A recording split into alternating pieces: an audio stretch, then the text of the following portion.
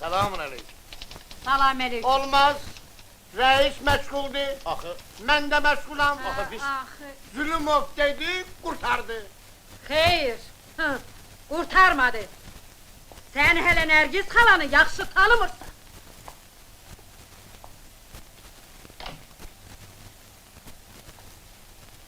Qəmisiyedir. Deputatdır. Yox, Yuxarıdan gəlir. kolxozdan gəlib oğlunu axtarır. Ne? Hay ata ona. Kolxozçu da deputat gibi danışır. İşe bir bak ha.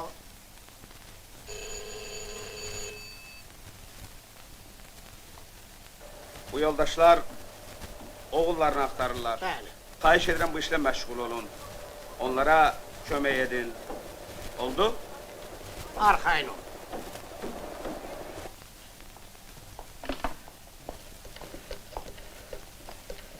Alo?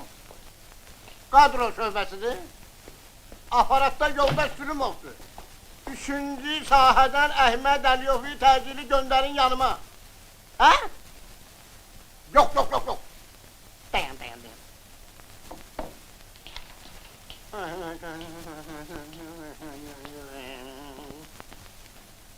Üçüncü sahəsində nə qədər Əhməd Əliyov var, hamısını yığışdırıb gönderin yanıma təcili. Bura bak! Uzun danışma ha!